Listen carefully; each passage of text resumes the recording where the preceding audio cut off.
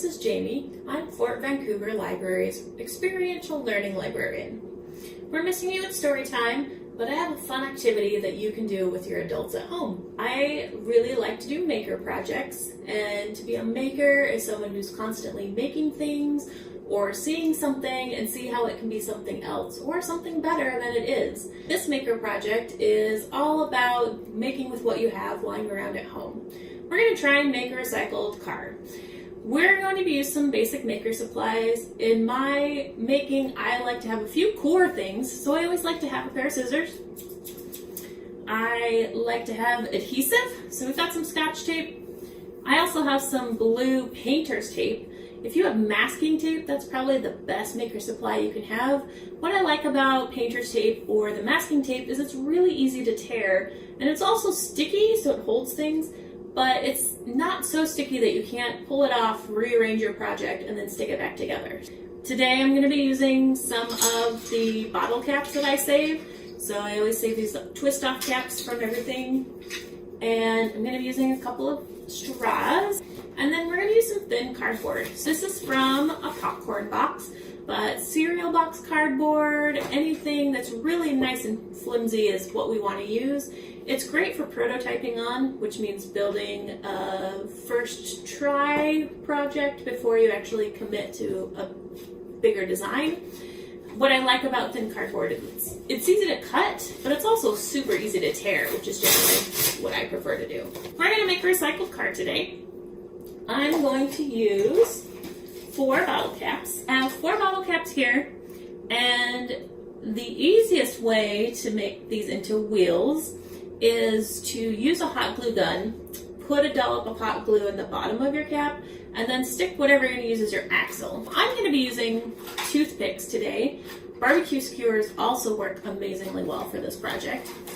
I'm going to make a tiny car because I have tiny toothpicks. I have a toothpick here, and if I have hot glue, I can put a dollop of hot glue into the base of my cap and then just stick this in it and just wait for it to dry, which doesn't take very long.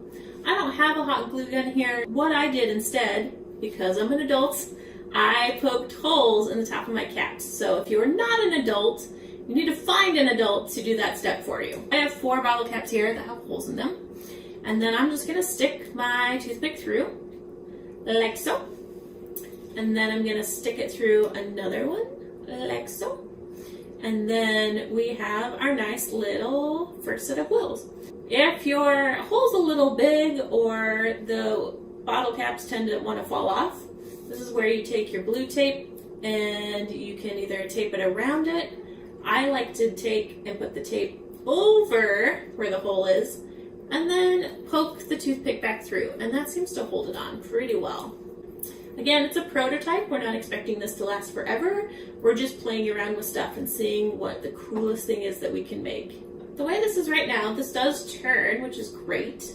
If I hold on to the center, it will roll back and forth. But I want to put a body on this. And when I tape down onto this toothpick, my wheels aren't going to turn. They're going to be stuck. We're going to use a straw. I have a straw here. And I'm just going to cut a little piece of straw. Now, the great thing about using toothpicks with straws or barbecue skewers is that they fit inside a standard straw.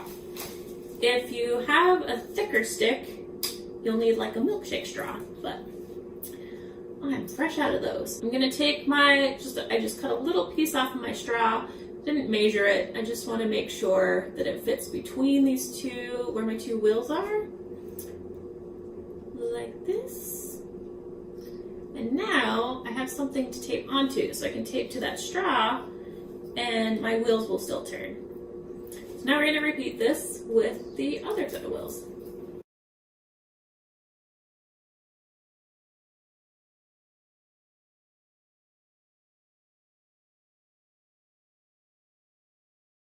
Now we have our 2 sets of wheels. If you want to go crazy, you can make 3 sets, 8 sets, however many. You make a giant long one. You do you. I'm going to build just a little car body so that there's something, a basic platform that then I can continue building on. I'm going to take a piece of my cardboard. Let's take the nutrition facts because they're very important.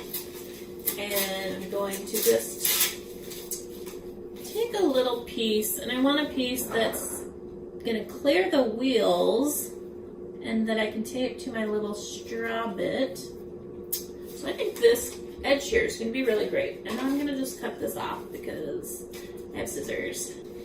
And then I can take my piece of cardboard, and since this is really thin cardboard, you can also curve it really easily, which I also love. So I'm just gonna kind of hook it around the front here of my straw. And I'm gonna tape it down. Get some tape. Always more tape. And put it on the front of this. Whoop, whoop. And then tape it onto here, like so. The great thing about prototyping things is everything falls apart and you get to remake it over and over and over again.